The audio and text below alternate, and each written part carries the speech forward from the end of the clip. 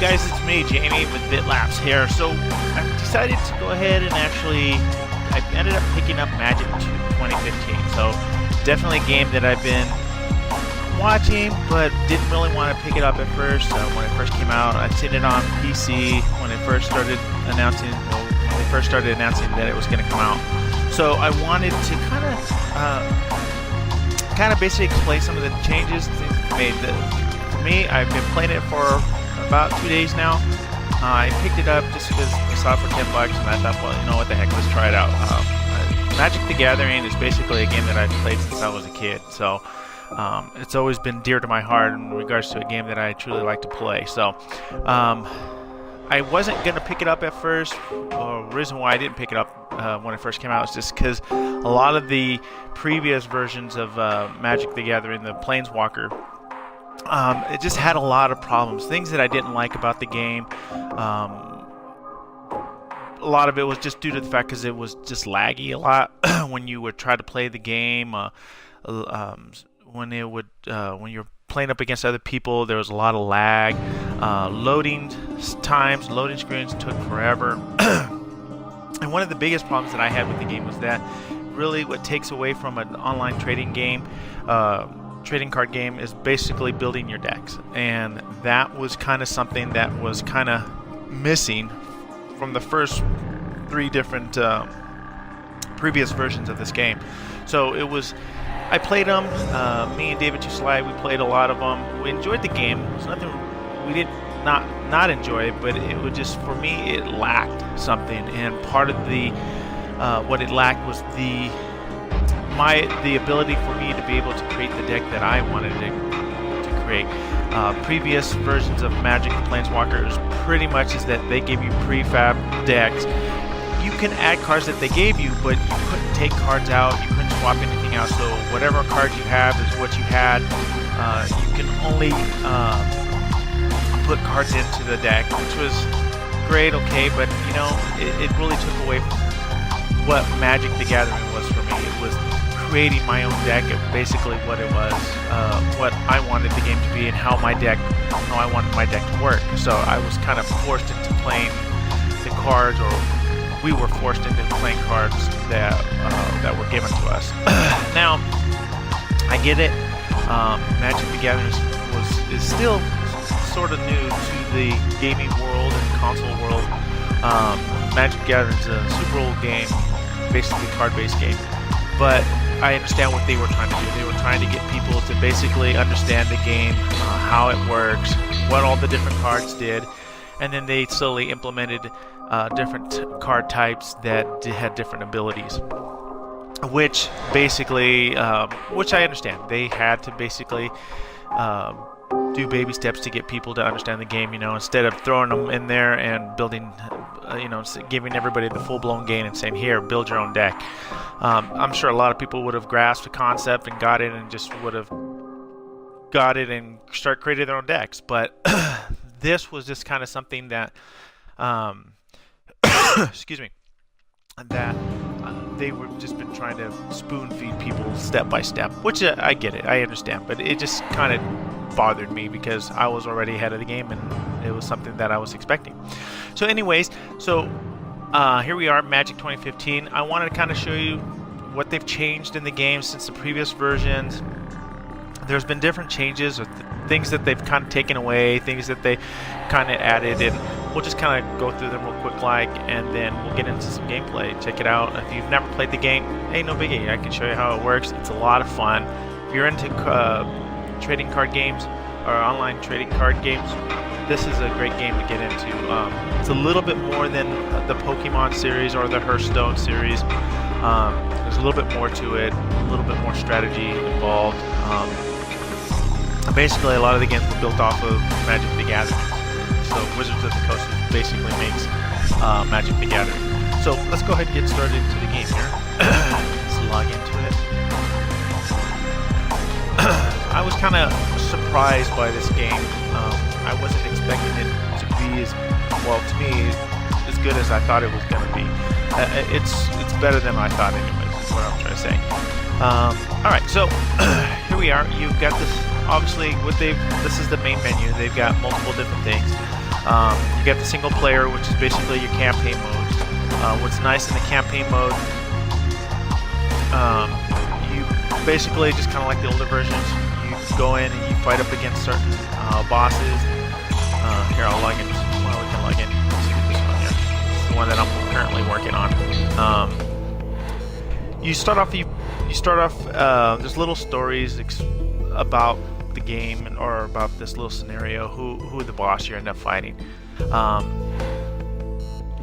These are the different bosses you fight as you progress to the end there. As you can see, there's 2 more that are not unlocked yet just because I haven't beat the boss beforehand. Every time you beat a boss or a mini boss, then you end up getting booster packs, and these booster packs basically give you, I think it's like 10 cards or something like that that you get extra that you can use to edit the deck that you have. So every time you beat a boss, you get some cards. Here we go, and this is where I'm at right now, the Minotaur Stampede. I just haven't beaten this mini boss yet, and then you move on to the next. They used to have, so basically that's the campaign, and there's different areas of the campaign. Before I move on, let me just show you. In Estrad, I just beat that one. I'm on Theros right now. Ravnika's next, and so on until you beat basically the campaign game, where you just get all these massive different type of cards. There's different types of cards in regards to there's rarities, just like in Hearthstone, just like in some of the Pokemon card games. These rarities, some are foil based, so they kind of give you the foil look, which is kind of cool. So you can earn these cards as you beat these different levels. So that's pretty much the campaign. Over here you've got a tutorial, which is kind of nice. It breaks down the game to you. It kind of explains what each cards do, what their purpose is. So if you've never played before, it's definitely a good idea to go through the tutorial, check it out. The nice thing about this is that there are different difficulty levels. So you can start out, I believe Mage is the basic, and then you got an Archmage, and then you got a Planeswalker, which is the hardest level. So if you're new, change the difficulty down to Mage, make it pretty simple for you, kind of get through it. You can raise the level as you tend to get better at the game.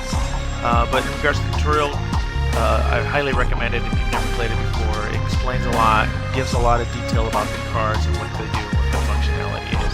So that's always good to have. Practice duels, basically self-explanatory. You can go in there and with the deck that you have, and you can fight and test the cards out that you've gotten in and basically see how well that deck does. I've not done the practice duel. Let's click on it. I'm pretty sure you could do a 2-player, a 3-player, so a 4-player. So that's kind of nice. It allows you to basically do a 2v2, or basically 2 players 1v1. Obviously, a 3-player, you're playing against all 3 people, and then I call 4 players basically a round table. So you have 4 people playing against each other. So, and this is where it doesn't count, doesn't matter. Just check just to see how your deck is doing. So that's basically the single player aspect of the game. When new expansions come out, this is where they go. The new expansion of Garuk, I always forget his name. Yeah, I guess Garruk's Revenge. So you can buy the expansion pack there, which is kind of nice. If they have other expansions, you can pick them up, and they're not that expensive. It's kind of nice to have. Multiplayer is pretty self-explanatory. You go online, play up against each other. So they used to have a lot of different modes. Really, they've gone back. It looks like to me they've gone back to basically the meat and bones of the meat and potatoes of the game. Is basically it's everybody against everybody. They don't have all these different modes that they used to have in the previous version. One of them where they would do like a 3-on-1 type of deal where you would have one main huge boss, and he had like this huge amount of health, and it would 3 players would be up against him. And so they kind of took that out, and they've just basically made it basically what Magic the Gathering was. You just play against each other. So same thing with multiplayer. In the multiplayer, you've got the 1v1, it's basically a 2-player, and then so on and so on, just like in the practice mode. But this time, the wins count against you or count for you and against you. So there's multiplayer. The shop, I'm kind of on the fence about it. I don't really care for it. I don't like their idea behind the shop. The only real thing that I don't mind about the shop is that inside the shop you got the game unlocked, basically where you can purchase the expansion. So that's where you can purchase the expansion if you want to continue on with the game. Card collection, basically what they allow you to do here is purchase all the cards in the game. You can do the card collection bundle where it's $24.99. You basically buy every single card that is unlockable. You just pay for it, and you paid a hefty of $25 for the thing.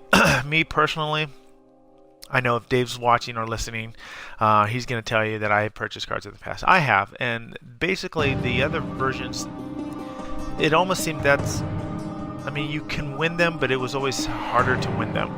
I felt anyways. Dave, he's really good at these type of games, so he was able to get them pretty easy.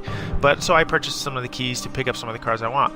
But part of the reason why I did that was because of the fact is that there were certain cards that I wanted to put in that deck to make that a better deck. So it was just easier for me to purchase that deck to get those specific cards. Here, they're just allowing you to buy all the cards all you want that are in the game that are locked. And I just think if, you know, to get the real full experience of the game, you should really just try to play the campaign and win them. So to each their own. I mean, everybody's going to do it differently. You know, you can buy them for each campaign level that there is. There's Innistrad, Theros, Ravnica, Chandelar, Zendikar, and then the Battle Booster Packs. I don't really know too much about the Battle Booster Packs. I've seen, I think I got one, and I think it's just, you might get a couple of foil cards in there, plus you get some more other high rarity cards that are in there. So you can purchase, like I said, per each campaign that there is, pay $5 for each one. But honestly, guys, it's not that hard. You guys can win them and get all the cards. So that's basically the shop. Foils, I can't get in. I mean, I can get into it, but it doesn't really show anything. The foil little in the shop, you can do 3, 30, 100, and something else. I don't know what those do. It doesn't really show much information. So anyways, that was the shop. Decks, basically the deck that I'm using currently, as well as where you can create a deck. So that, like I said, for me, that's the nice part about this game. I'm super excited that they've finally allowed us to start creating our own decks. And really, you know, you can really see people, how well they get creative with these decks and what they do, and you know, cards complement other cards and see how they work them together. And it's, for me, it's like, oh wow, I didn't know that you can do that, or oh, I didn't even think about doing it that way. And especially when you go up against other people, you know, you're like, dang, that was awesome. You know, he killed me that way, and I didn't think that he could do it that way, or I wasn't expecting him to kill me that way. So, or the type of combinations of cards that he used to kill me, so which is kind of cool. So that's, like I said, that's what Magic the Gathering is about. It's about having your own spells, having your own, the way you created this deck. You know, if you want to think about this being this imaginary wizard, and you have these list of spells and how you put them together to create or to defeat your opponent. That, to me, that's great creative mind thinking, and to be able to sit there and go through the cards and say, wow, you know, I can do this, this, and this. So that's pretty cool. Haven't created my own deck yet. I've just been working with it's not the, well, they gave me that prefab deck. I picked the one I want. I picked a white and red deck, but I've changed it. I took a lot of the cards out and added new cards that I've already opened up in the booster pack. So I've kind of tweaked it enough to how I like to play, and what I basically, how the other cards complement the other cards in my deck. So I've just kind of kept with the white and red deck. I've always liked the white deck cards. It's more my style of play, or how I want to actually play. So I've kind of kept the white and red deck that they gave me. But so I'll probably end up creating a deck. I'll have to do that a little bit. Maybe I'll do that in another episode where we sit and just create a deck. That takes time.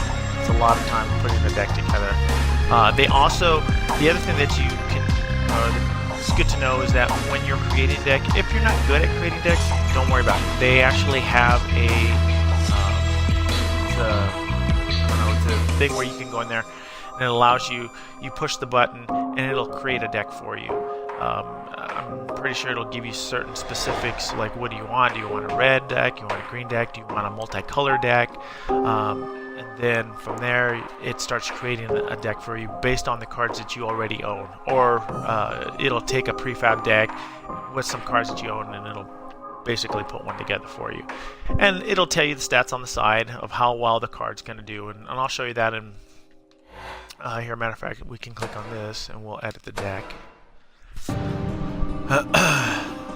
So, like I said, a lot has changed in the game, I think for the better. A lot of the older versions of basically Magic the Gathering Planeswalker, it was all incremental steps getting people up to basically getting to the real game, and I think this is a huge step on the Magic 2015 to where now we're getting into what the game is actually really about, and now people can actually start creating their own decks.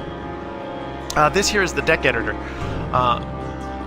They did a pretty good job of it. I've seen other deck editors from different other online trading card games, and for some reasons they just kind of lack certain things and certain information and what have you. So Wizard of the Coast, when they put this together, they did an excellent job. So at the top here, you'll see that this is basically a filter. So this is the deck that, remember, we're only working on my specific deck that we're working with at this time. So I can basically filter if I want to do it by creatures, by artifacts, enchantments, sorcery, or instant. So if you want to just try to get to a card quick enough, or you're looking for something specific, you can do that too as well. There's also suggested cards, new cards, what have you. You can also filter by rarity, as well as cost. So if it takes, if I click on it and that's all I want, it's only going to show me the cards that are, let's go down here, that cost only 1 mana. A mana. Some people say mana, some people say mana. But that's basically how the filter works. If I want to do it just by the color red, I can do, okay, so I'm showing cards that only cost 1 mana that are red. So I can do that as well. So that's the filter thing, which is kind of nice to have. Let me take these filters off quickly. Okay. And go back down. Again, these are the cards that I have won and are just to my disposal.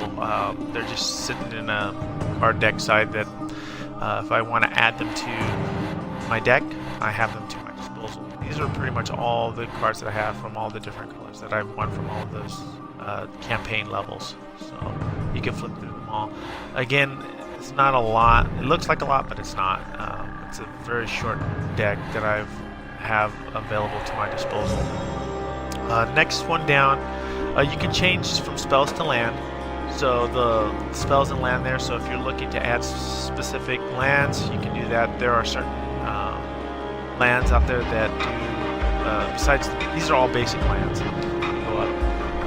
And basic here are just like your normal white, blues, black, red, and green basic lands. And then you've got some of these lands that do specific things for you. So they're not only their lands, but they can add double land, they can add more to the pool of lands. They just have different things that the lands can do. So those are the ones that I have in this present moment. I haven't actually added them yet.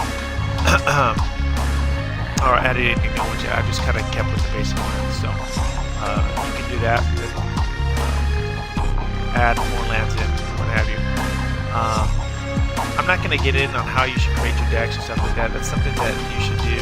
The game itself gives a good explanation about how many cards you should have. I will tell you, 60 is the minimum of cards that you should have in a deck. Now, lands and stuff, they say 24. It should be 45% of your cards in the deck should be lands. That comes out to roughly about 25 cards in your deck. But again, they explain on that. Go through the tutorial, read it, and it'll help you out to keep a good even kill of lands and versus spells that you have. So, anyways, this here is my deck that I'm using currently. It's a pretty decent deck. It's not fast, and decks are usually, which I'll show you here in just a minute. But you can build decks basically on how fast you want the deck to be. You can have creatures come out quick. It can be kind of moderate and kind of hold people off until you get more lands out. There's multiple different ways that these decks are built. So, anyways, to show you that you can swap cards out. So if I want this card here, I can basically click on this card and then swap it and take another card out and put this here. So that's how you swap cards in and out. I don't want that one. I want here, add this card back. So that's how simple it is, basically adding cards to your deck. This here is just basically a legend of my deck, and it basically breaks down what type of deck I've kind of created. It tells you on the upper left hand corner there, it says creatures, other spells, and lands. So it gives a breakdown of how many creatures in my deck there are, how many spells are in my deck, and how many lands are in my deck, as well as the total number of cards in my deck. And then, like I was explaining earlier, in regards to what type of deck it really is, and what it's kind of focused on, you can see they have speed, strength, control, and synergy. My deck is more of a kind of an even middle deck because it was pretty much a prefab deck, and most of the decks are pretty much in the middle. They're not fast, they're not slow, they don't have huge creatures in them, massive amount of damage or anything like that. But you know, it's just a medium even kill deck where stuff out. But I've made changes to it, so it's kind of made its own. But I'm still stuck in the middle, which is fine with me. I like to play in that level. I don't like to try to get creatures out as fast as I can, because sometimes that can backfire on you, especially playing up against a blue deck, and then you can run out of cards real quickly. Anyways, the middle section here just basically tells it's a white and red deck. That's the name of the deck that I called it. Nice is when you're creating a deck, you get to name the deck that you want, as well as give it a background picture of what you want it to look like. So this is my white and red deck, and then on the right hand side is the color distribution. Based on the mana curve there, it shows how many of what I have there of the colors. So I have 17 whites and 19 red of mana. And then down at the bottom, it shows how many cards of the specific, well, I guess of how much mana it takes. So I have 7 cards that only take 1 mana. I have 10 cards that take 2 mana, and then so forth and so forth. And so on. So basically, this is a deck editor, which is kind of nice. And this is what I was hoping that they were going to add this series, and now they have it. We can create our own deck, so I'm super happy about the game.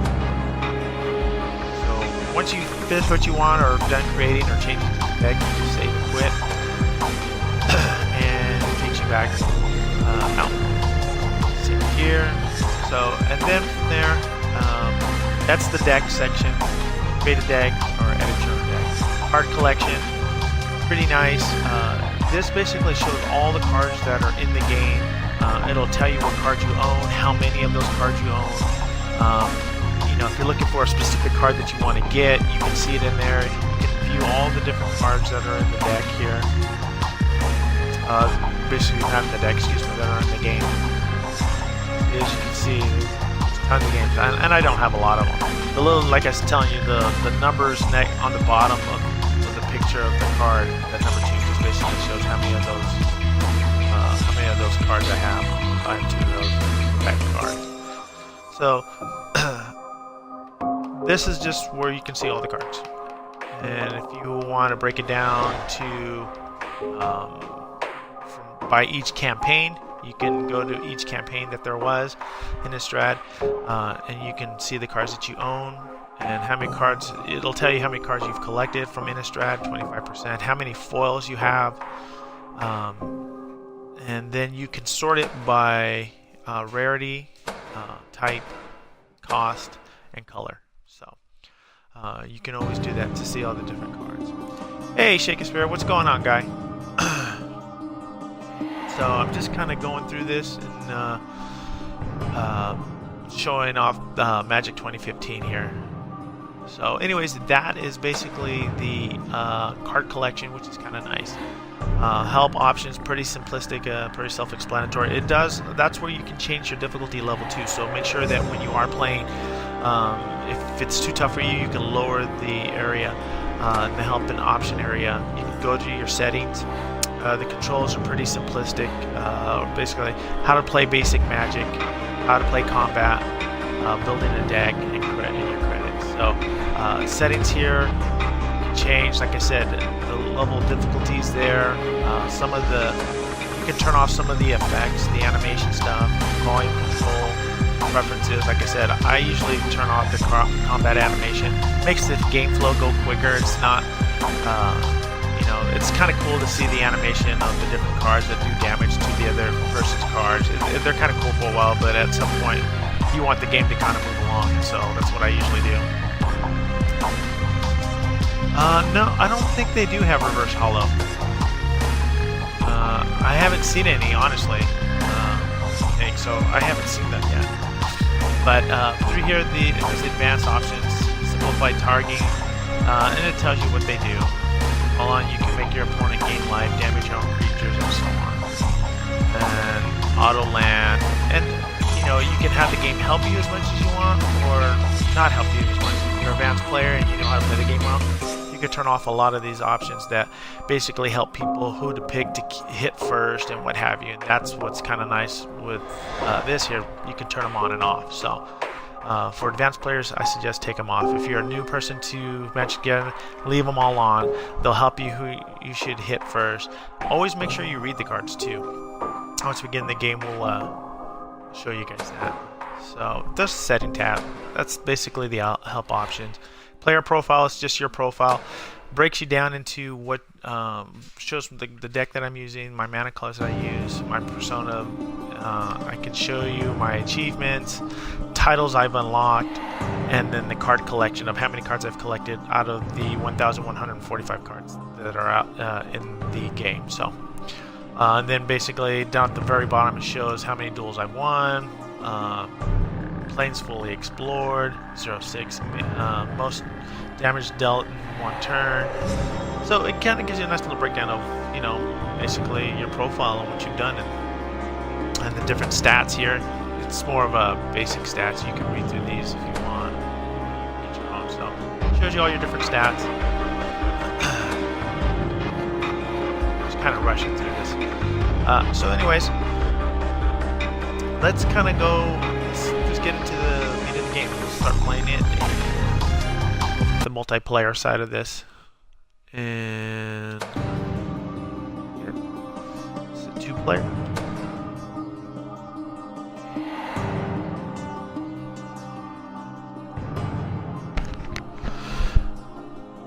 Oh good, I'm glad you can hear me now, Boot. So I'll give you a quick rundown about the game, just so you guys can see what it's like. I'm playing head-to-head with somebody online. I'm using my white and red deck. Like I was saying before, the red deck is really pretty much, does a lot of damage, has a lot of creatures in it, but it's meant to do high damage and to get out there real quick, like to get creatures out there pretty quick, like. And the white side is more of just controlling the field. So let's start the game here. I'm waiting for him to be ready. Here we go. Alright. Let's see how well I do.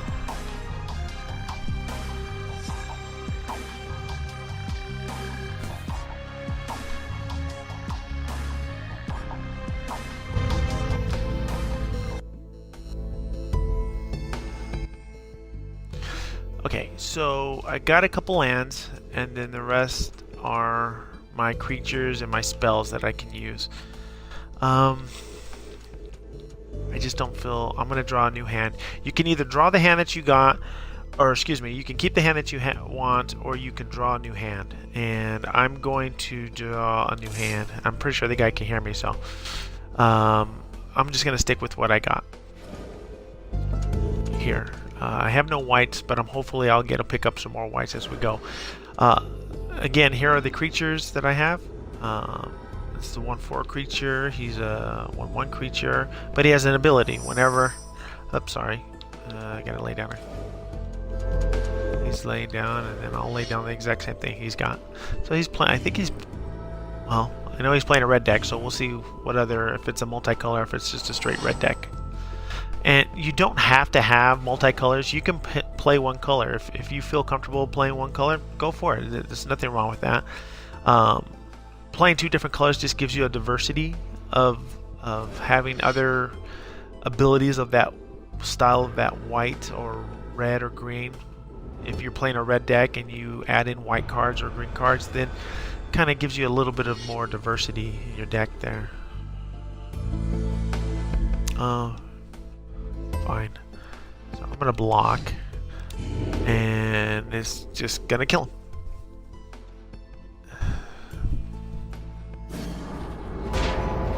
There we go with that. Oh, good. So now I got a white card. I've had a tough time, really, with getting an even kill. Even though I've got a pretty good setup of how many land cards with creature cards or spell cards in there, I just probably for the last maybe 4 or 5 rounds, I've had a tough time of getting an even display of spells when I turn cards over. I'm either getting tons of mana with no creatures or no spells, or I'm getting tons of spells and no mana. So he attacked. I couldn't do anything about it because I have no creature out there. So you always want to get land out there, so you always want to put your land out there and then put a creature out. Some people kind of do it differently. If they have enough mana in there, they'll wait till the end to put mana out there. He's like this one here. This guy, for those who don't know this, again, he has an ability. He's a creature. He's a 1/4 creature, so he attacks at 1. He does 1 point of damage, but he has a health of 4. But he also has another ability. So if you hit right bumper, it tells you what vigilance is, and that's vigilance. Creatures with vigilance don't become tapped when they attack. Okay, so basically anytime a creature gets played, they get tapped. In other words, they're being used, and they can't defend. So creatures that are untapped can defend when it's not your turn. So when they're attacking you can actually use that creature that's not tapped as a defending creature to basically stop them from hitting you, doing direct damage to your character. And then the creature takes the hit. But here, so for me, I'm just going to block because I have a lot of health. And I'm just going to block their 2/2. He's going to hit me for 2 points of damage. Not going to really do anything to me. It's going to be a stalemate. I don't kill him, he doesn't kill me, but he'll do 1 point of damage to me directly because I can't stop it. I have nothing, no creature or no spell in between me and that creature. Alright, so we lay out another red. Here. Oh, so he's literally playing the same deck as me. Enchant creature. So we're gonna enchant this creature here.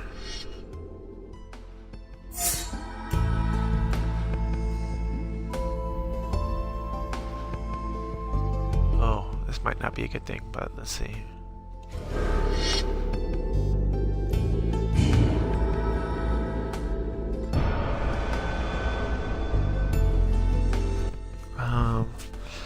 He's going to do 4 points of damage, so I'm going to skip attack because he will attack me with that 4/1 and he'll kill my 4/4, so I don't want him to do that. So I'm going to let him fight me. I'm going to block a couple of his characters and go from there.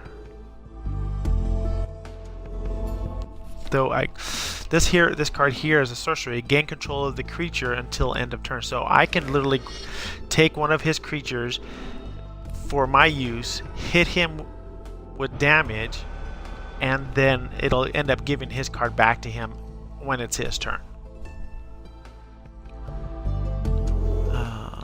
Alright. What's he gonna do? He's thinking about it. Ultimately, I can take out 2 of his cards. So, it just depends on how I want to do it. Do I want to block the 4/1? Okay, so what I'm going to do, I'm going to block this 1/1 because he might do 4 points of damage to my 1/1 creature, but I'll do 1 point of damage back to his 1/1 creature. And now it's gone. The threat of the 4 points of damage being done directly to me is now gone. And then I will take this guy and do it to this guy here and block his 2/2 creature.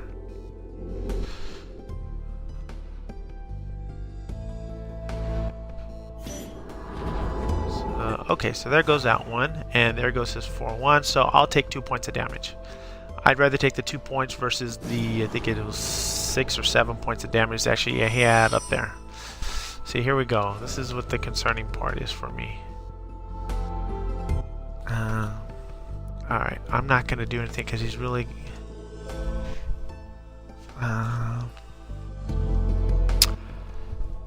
I'm not worried about it. I'm not going to control one of his cards. They're too low levels, not a big deal. But I will attack this time. And oops. And he's going to take 4 points of damage and like it. Oh, well, he's going to use one of his cards and it's going to kill it off. Alright. So he protected himself from taking 4 points of damage. And again, that's what these low level cards are really meant for, is really to disrupt the whole big amount of damage. Some cards do have what it's called trample, which is one of their abilities. And so basically what trample does is, let's say the creature that he has that has trample is a 4/4 and the card that I'm blocking with is a 2/2. It will hit me for the 2 points of damage and kill my card, but the other 2 points of damage that is left, I will get directly hit with those, if that's the only card that I have out there. That's what trample does. Oh, good. So we can put him out there. Now, I'm going to take his little 5/3 creature that he has over there, and I'm going to hit him with it.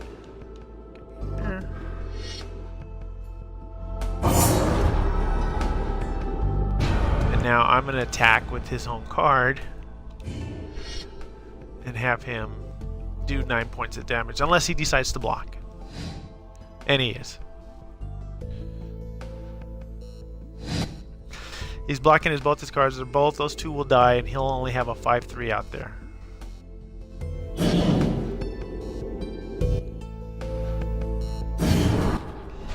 So now he'll get back his card on his turn, on his what we call an upkeep. So on your upkeep, it's basically the beginning of your turn.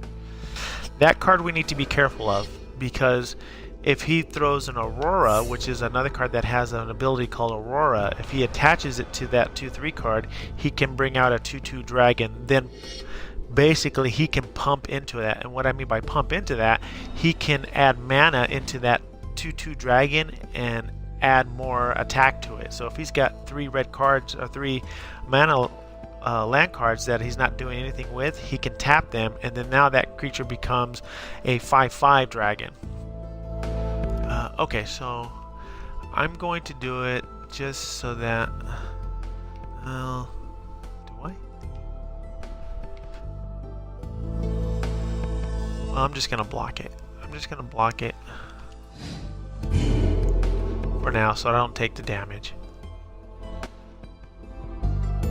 So as you can see, it's not really complex, but there's a lot involved in the game.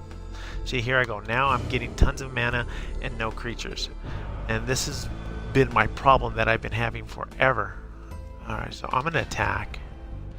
And like I said, he has vigilance. So he doesn't... Vigilance for me, for my character, is that he can attack and he doesn't have to tap. Remember, like I was saying, if he taps, he can't be used for blocking. But because he's a card that has the ability to have vigilance, he doesn't have to tap. So now I can still block when he decides to attack. Oh, here he goes. Now he's got a flying creature. And the other thing I can say is really is if you can learn the cards, it really helps out what you're going up against.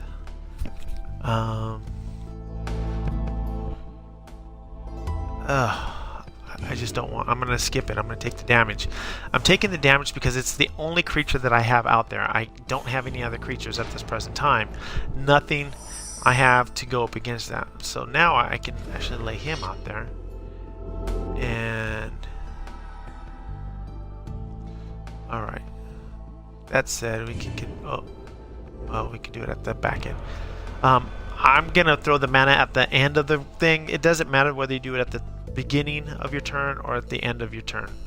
But all you can do is only lay down 1 mana each turn. So we're going to attack. If he doesn't, he's going to take the 4 points of damage. Though he's been holding off, not having to have to attack or lay down any damage. He's been pretty much taking, blocking all of them. But this time he took the damage. Lay down my red card. I got plenty of mana to use, but yet no creatures.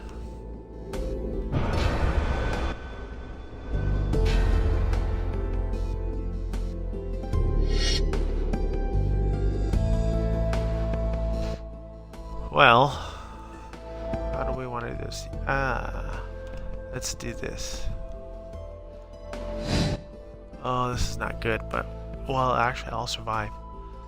This card, basically, what this card does here, not that card. This card right here. This is basically it. When it dies, it does 3 points of damage to target creatures or player. So I'm going to block.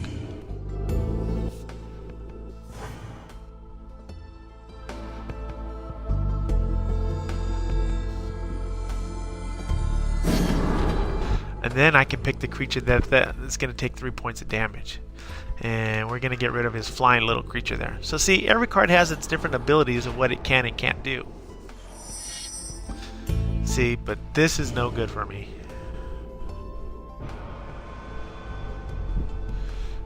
We want to attack.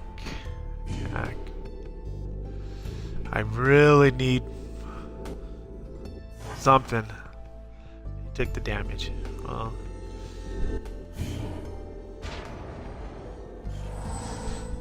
alright, here we go. I think he's stuck like I'm stuck. We both are running out of creatures. For some reason, I don't know why I'm running out of creatures. I've actually took a lot of the spells out and added more creatures in this deck, but like I said, it's just been one of those things where I'm either getting total mana and no creatures. And oh, finally, here's a white one. A 1/1. He just basically brings out 2 1/1 creatures. And I'm going to attack again. And attack.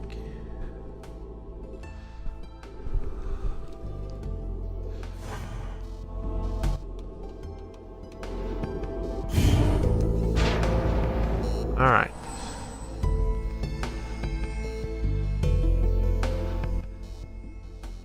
The guy that he has up there, it almost looks like a Joker. For his profile picture there. That's an enchantment. Now it flies, and I think it gave it a 1/1. It's fine. Not happy with it. Well, actually, both of them are flying, so now he's going to come across and keep it. Great. See that? Remember I was telling you, he gets that dragon with an aurora. He added an aurora to the card. Never good.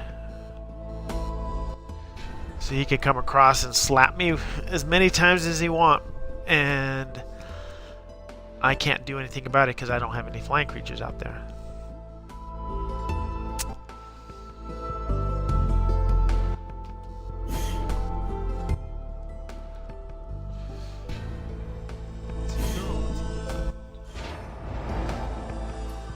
Okay.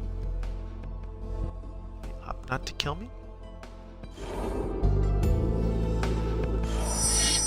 Ugh. Worst by the second.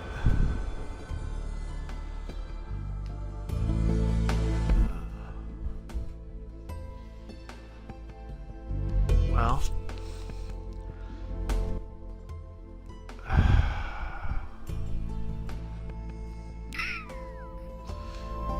Let's see what he decides to do.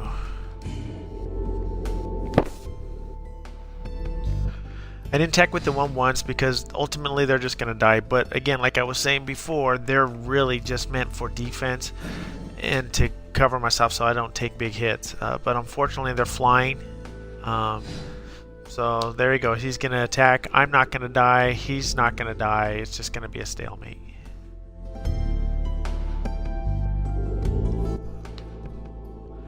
And then he's going to come across with 5 points of damage. And there's nothing that I can do about it.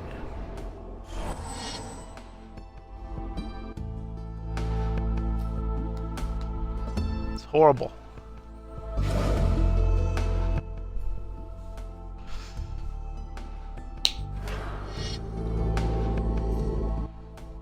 Ugh, and he pumped. Remember I was telling you about that dragon?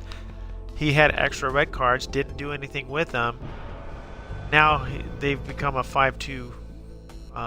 It's a 5/2 dragon. Ugh. There's nothing I can do about it. He's being nice. He could have hit me with both cards. But he could have, if he hits me with both cards, that leaves them both tapped and I could have hit him directly. So I see what he's doing. See? Look. Pretty sure you're listening, so it's just not a good thing. Not a good thing at all. Well, I'm pretty much dead, so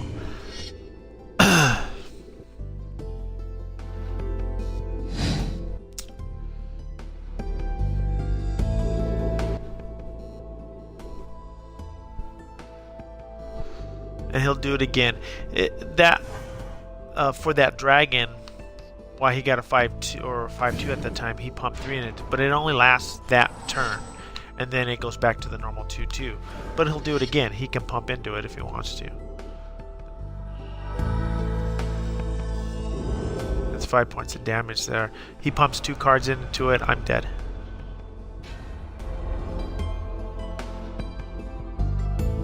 He keeps toying with me. There you go. So that's 5 points of damage. He is toying. He's going to put me down to 1 point. And nope, he's not. So he pumped into it. Okay, so good. So he's going to kill me off.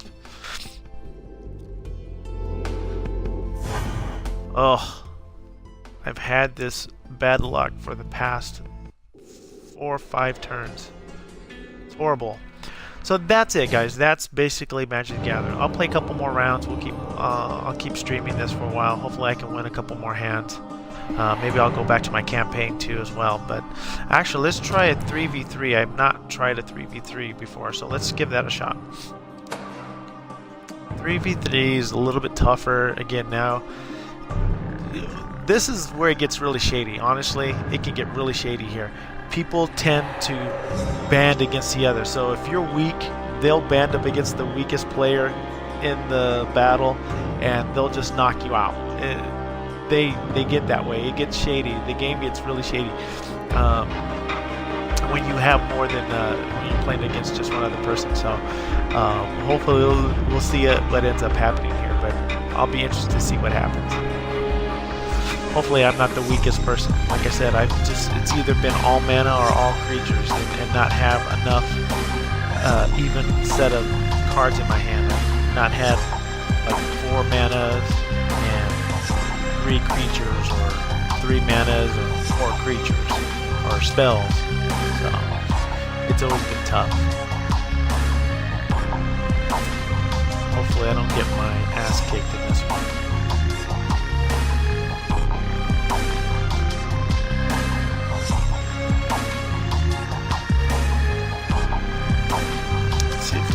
Other players. Let's see. I'm looking for other players, and I can bring up my character. Campaign. It shows what campaign I'm on. let's see here, notifications.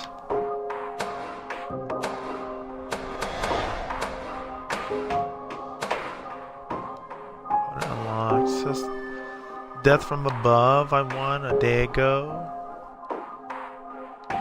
Let's see, new videos. There's little story videos that they tell you about the game and stuff, or what's happening. And you're supposedly this planeswalker, and you're going up against these different battles. Go back here. Alright, doesn't look like there's any 3v3. Let's go back and let's do a 2-player again. The game's been out for a while. I haven't picked it up. Like I said, I just barely picked it up a couple days ago. And I'm super happy that they've actually added that create your own deck. For me, it's just, that's what it's been about. FireMad03. Good luck, FireMad.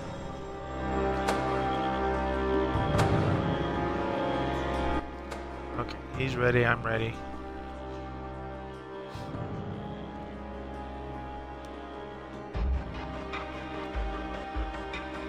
Though I did get Slaughter last game, but like I said, it just sometimes gets irritating a little bit. Like I said, I only got 2 lands there. A lot of white, which is nice, but I'll keep it. Let's see what happens. I think he goes first. Yeah, he goes first. So my turn. Alright. That card is a lifelink card. What lifelink does is one of its ability is that anytime I attack with this card and I do direct damage to him, I gain 1 life for that 1 point of damage that I did. Now if I add an enchantment and boost its attack to, let's say, a 3/3, then I would get, and I do direct damage to him, I would get 3 extra lives to my 20. Alright, another one here.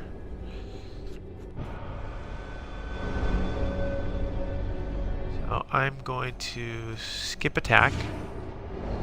If he wants to attack me, he can attack me and I'll kill it.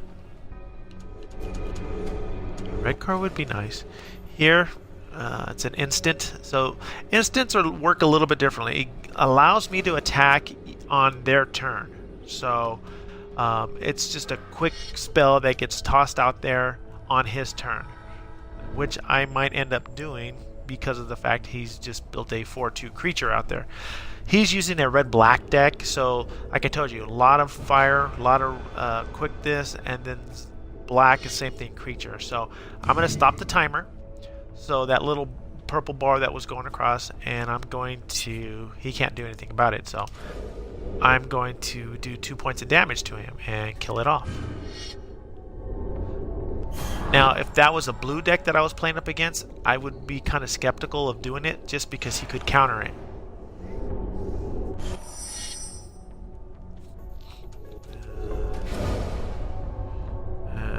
What do I want to do? Oh, I just need one more. This, the Seraphie of the Masses, or Seraph, I don't know what people call it, but that's a good card if you can get the right set of cards out. That card can be dangerous.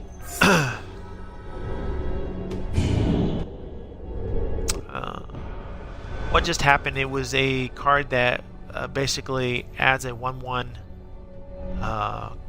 creature with it. So now I can attack, and now see I have 20 points. I will have 21 points of life because I will do direct damage to him, and I will get 1 point for the life link.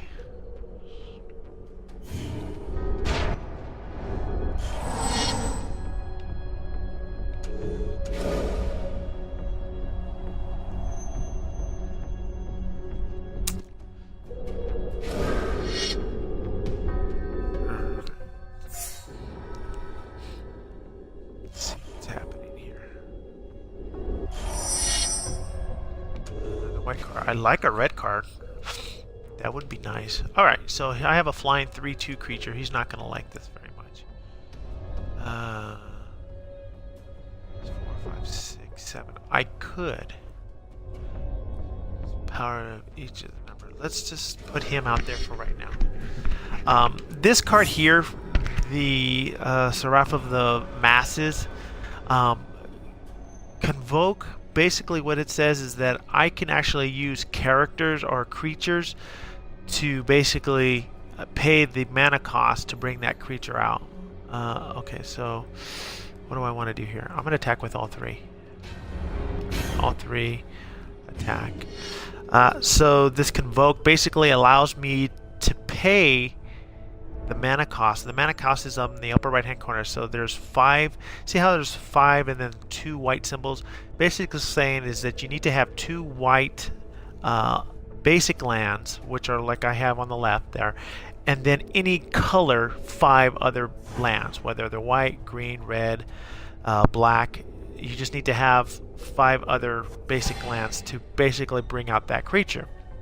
Well, what's nice about the Convoke, I can actually use the creatures that I have out on the table as any color. So as long as I pay the cost for the 2 white, I can use 4 of my creatures, which will end up becoming tapped to bring out this creature.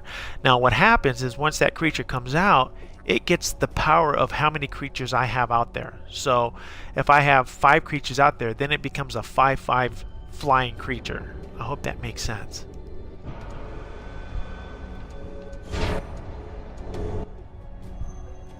Alright, here.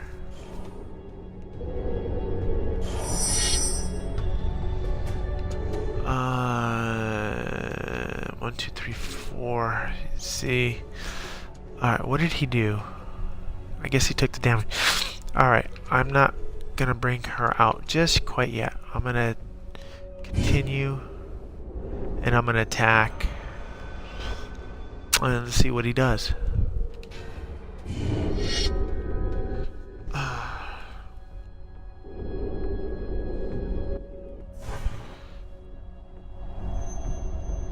He's probably stuck in the same boat that I've been stuck in. That's literally. I gotta be careful. What's he throwing out there? Oh, okay. Rock slide. It's fine.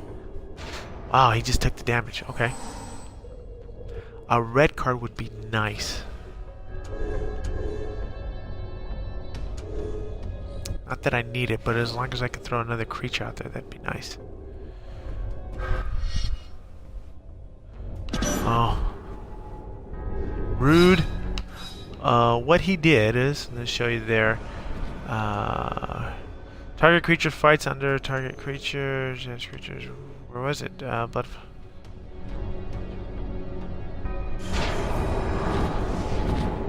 that was rude what he did. See, now I just need 1 red card. Oh, you're killing me. Ooh, he's got a 3/3. Nasty out there.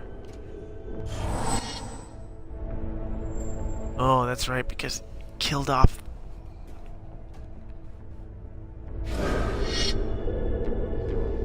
What's that card, dude? I've never seen that card. That's a new one for me.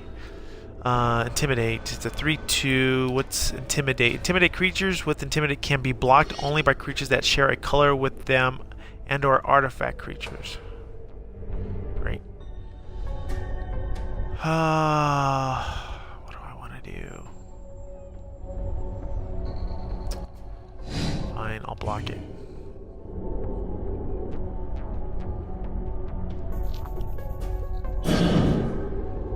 This might be my demise. I just... See, like I said, I just need... Give me a red card. It'd be nice. Oh, bless you.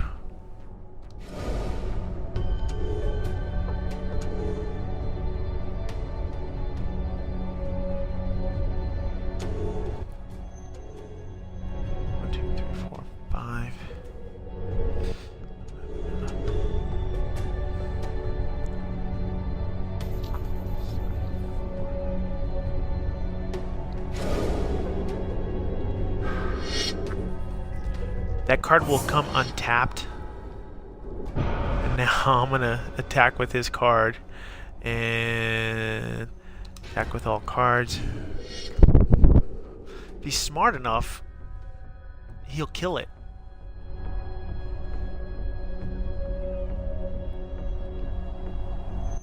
Because once he kills that card, it the card that he has underneath it. Let me see. Get to it here. Oh, not that card. Here, this card. Stop it. Oh no, it just becomes, whenever this creature dies, it just gets a +1/+1. So it continues to keeps gaining, gets getting bigger and bigger. Alright, so now it's a 5/5. My creature dies. I gotta figure out a way to kill this guy. I gotta get another... well, I don't have any creatures out. This makes it horrible.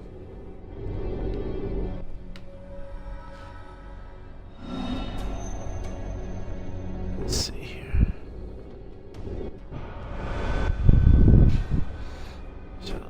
Oh, great. So 8 points of damage. Nothing I can do about it either.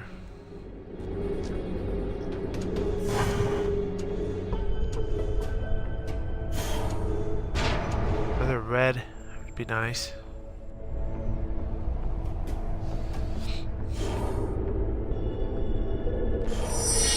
Of course not.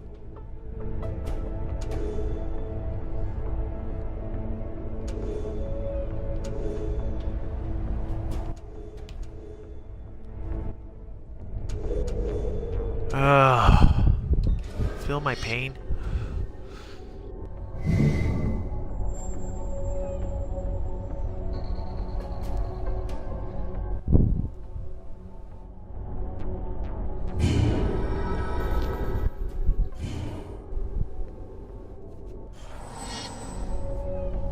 Ultimately, if I can't get anything out there, I'm dead. And I'm not even gonna... Why? Ugh. I need to put that card away. That 5/5 that he's got. I have a card in here that exiles a card. When a card gets exiled, it doesn't go into your graveyard pile. It goes into what's called an exile pile. And what that means is that it can't be brought back into play. Some cards from the graveyard can actually be brought back into play by other cards that have that ability to bring cards back out of the graveyard or your graveyard pile. Well, once it's exiled, you can't bring it back into play. Oh, what do I want to do? Oh, that's 9, 10, 11, 12. That's 12 points of damage. Well, you know what? Withdraw. If I'm going to block, I'm going to block the big points.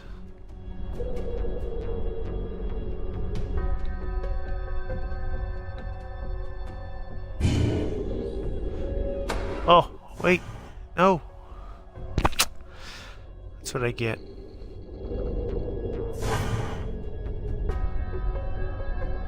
Oh, it's horrible.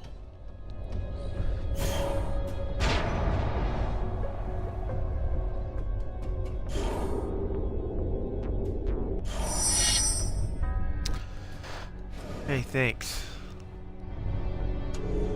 A little too late.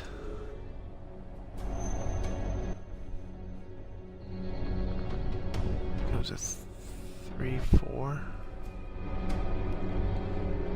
Just a little too late.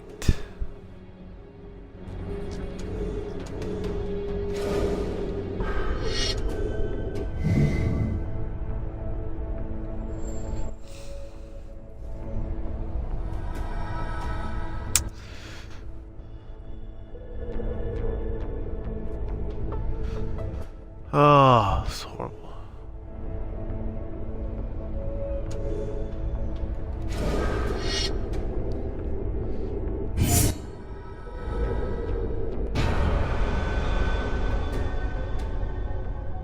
I can't kill him either.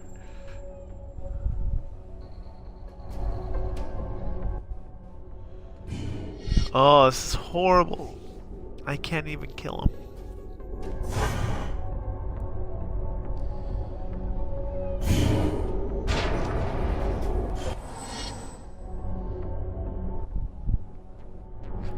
Farmad, good game. Good game, my friend.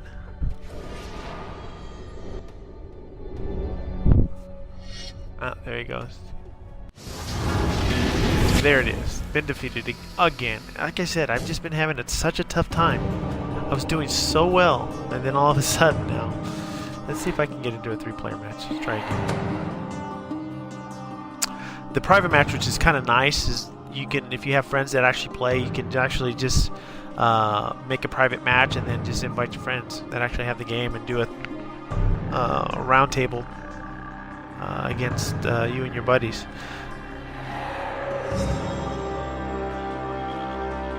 Oh, that irritates me. I just wish that it would have worked.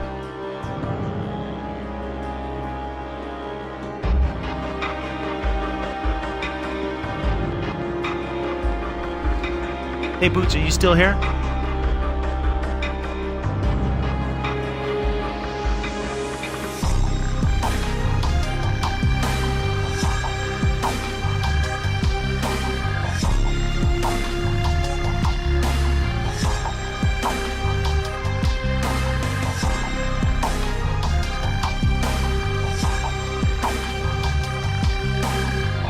You guys don't forget, you guys can go to our website at BitLapse.com.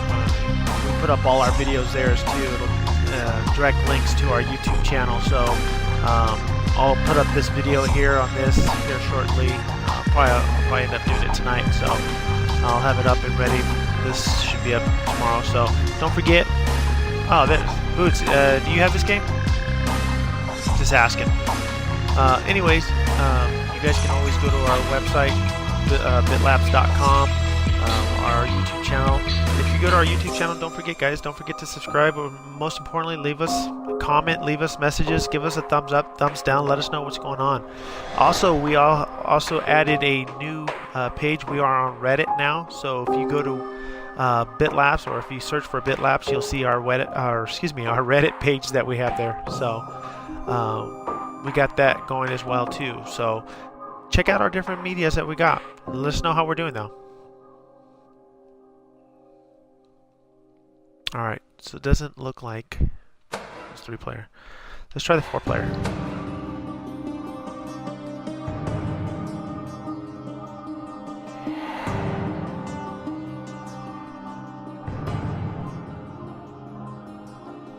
See if it catches anybody. Oh!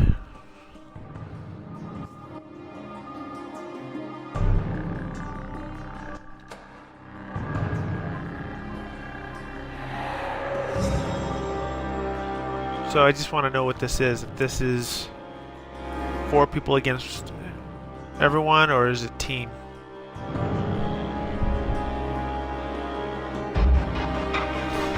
Well, this is where you get to find out how crazy 4 players. If it's round table 4-player, ugh, this is going to be nasty.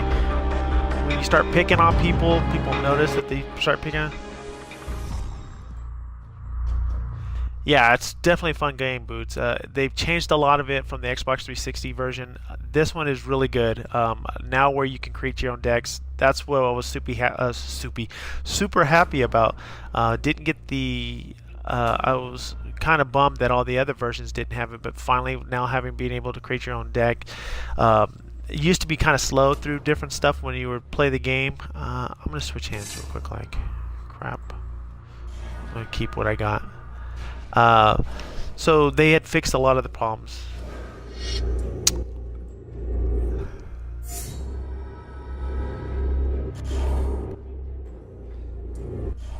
Oh yeah, this is 4-player against everybody.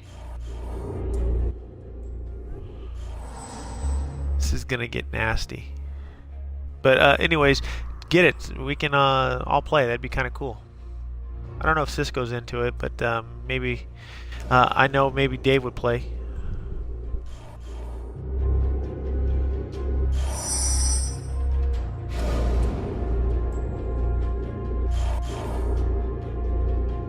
And what's nice about it, it doesn't seem like it takes forever for the different phases of play, so it seems like it's going pretty quick. Yeah, this is... Oh, come on.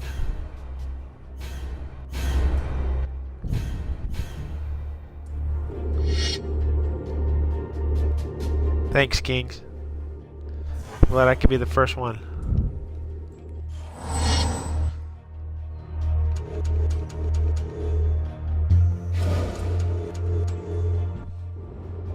Oh, this is not going to be good.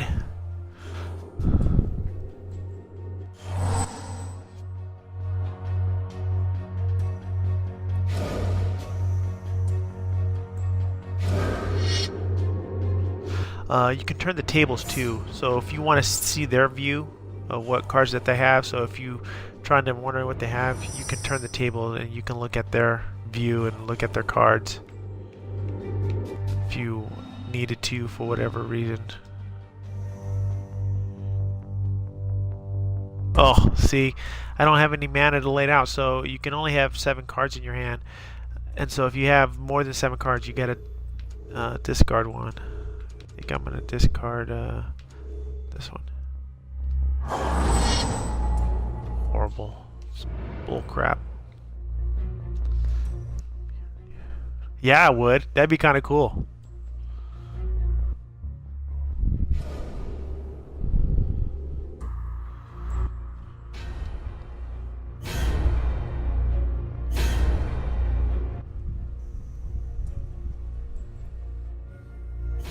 Oh, this is gonna be horrible for me. I have nothing to give.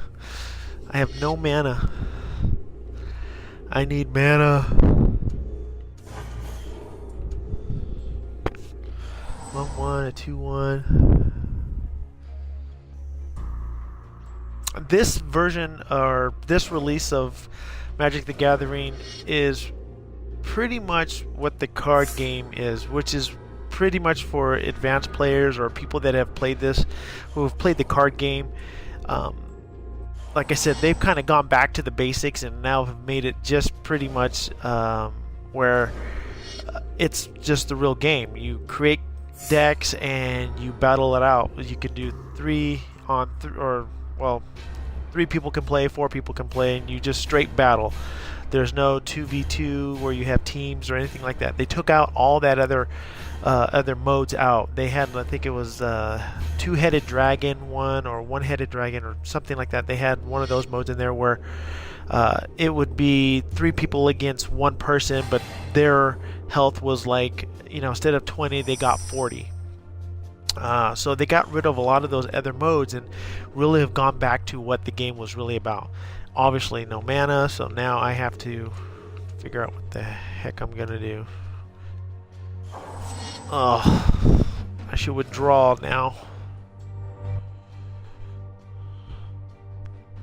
See, as you can see, I'm the weakest link out of this group.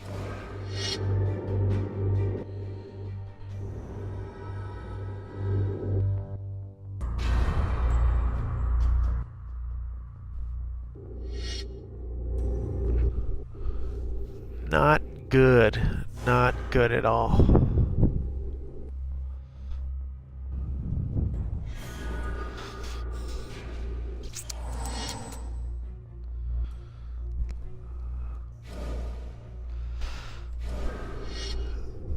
Pace of the game is moving pretty good too, especially for 4 players.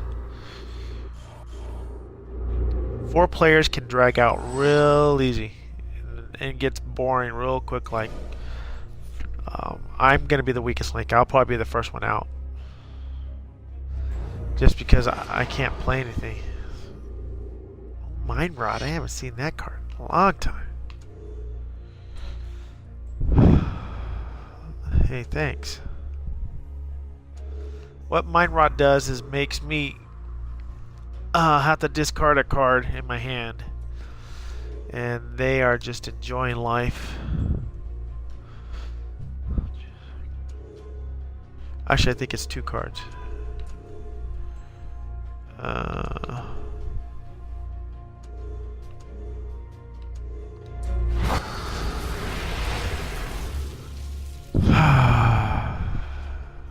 So I'm the person being picked on.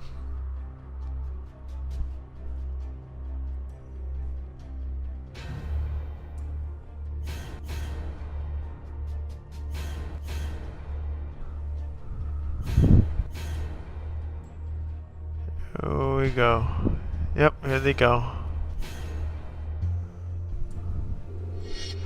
Because they know I have nothing to block with. And yet this guy over here has got nothing.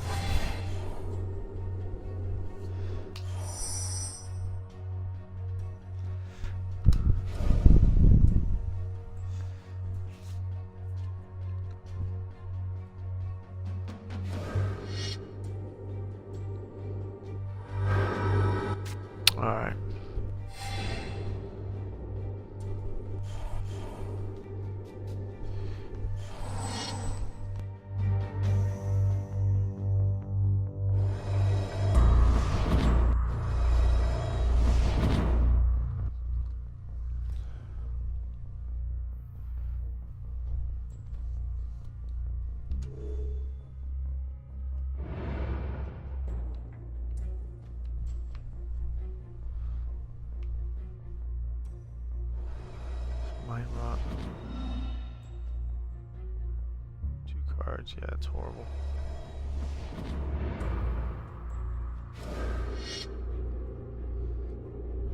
What's he got out there for an enchantment?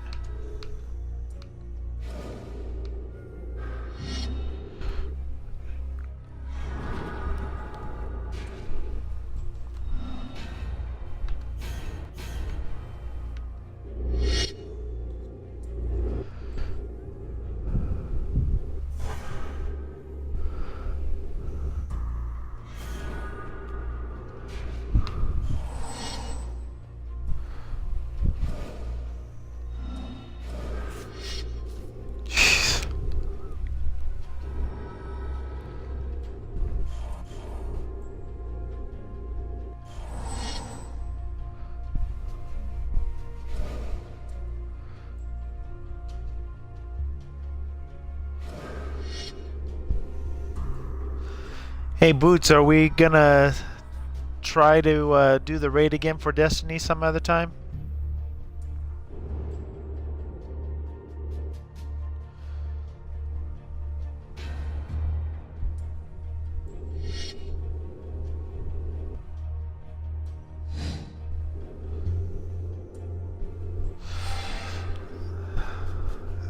That guy on the right, he's probably our only real threat right now. So, 3.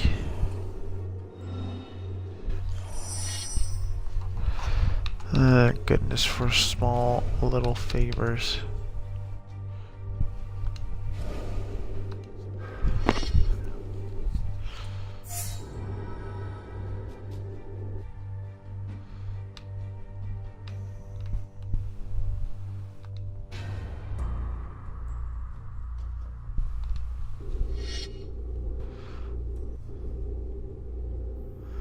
This guy's racking up points and nobody's doing. What do you mean never again? Why not, Boots?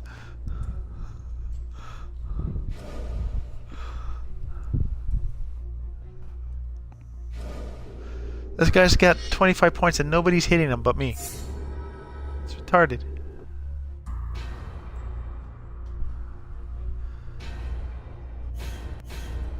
Oh, that guy's got a 6/6 flying. Someone better take care of him.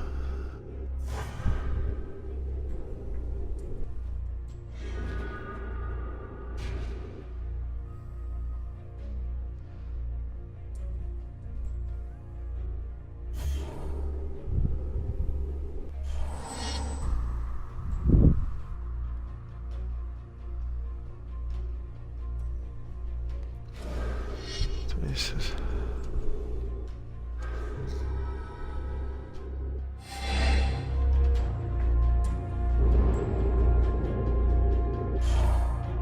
It's in the corner by the laundry.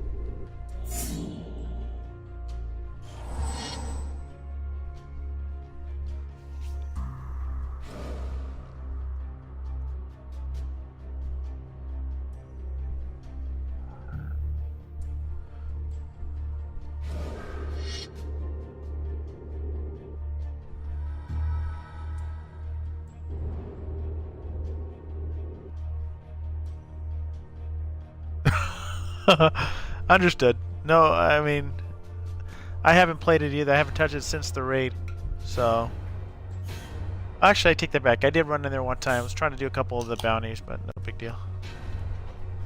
Yeah, I'll be there in just a minute.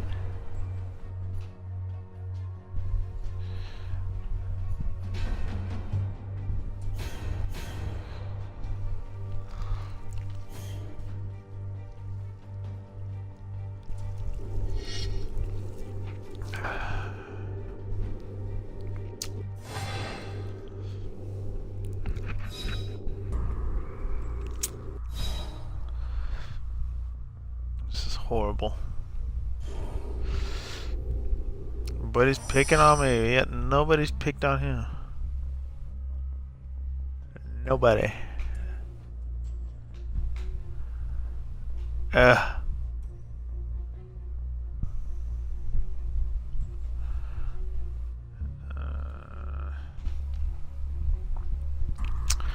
Alright, so...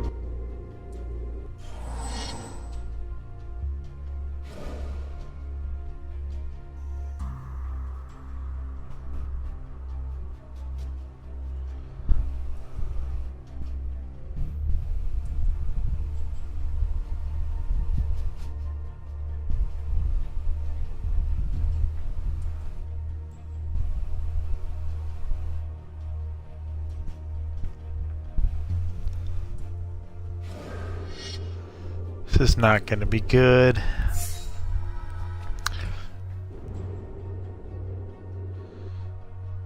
I don't know why anybody's not attacking.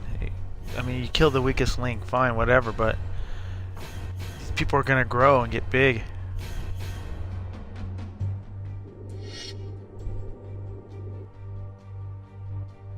Thank you, Kings.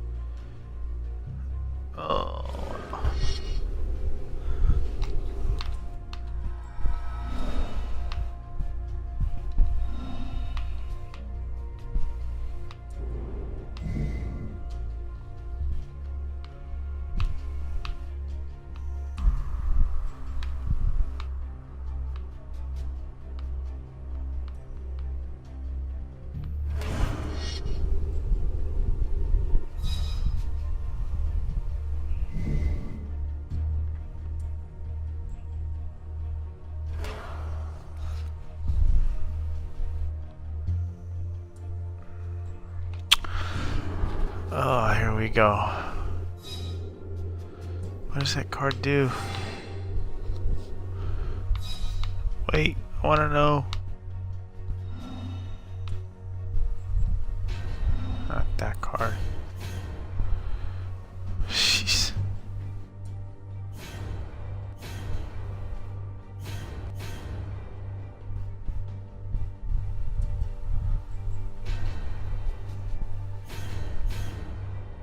Of course.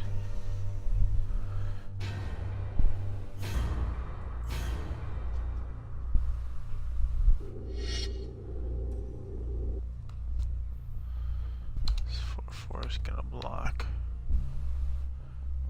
this here.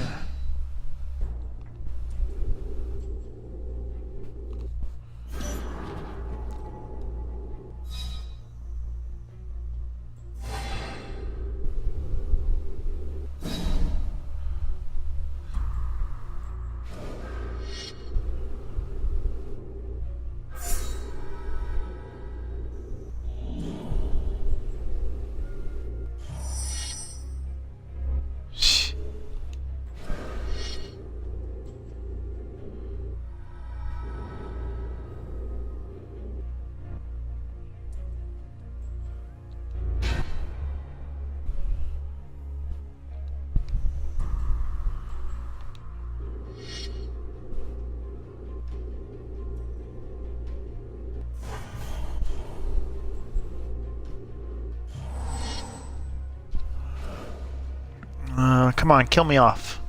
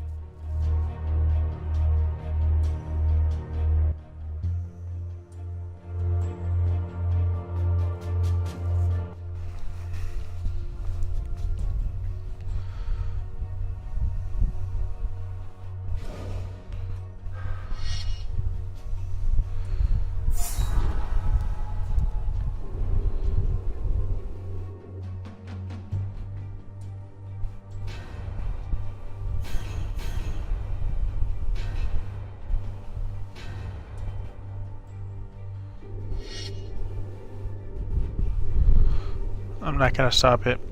I gotta end up going, guys. There's my death. There's my defeat. So, you guys, thanks for watching. I'm heading out for the evening. I'll have this up on YouTube here shortly. But again, thanks for watching. Don't forget to subscribe to our YouTube channel. And don't forget to go to our BitLapse.com channel. All our videos are on there, as well as links to our YouTube channel. So, thanks again, guys, for watching. See ya.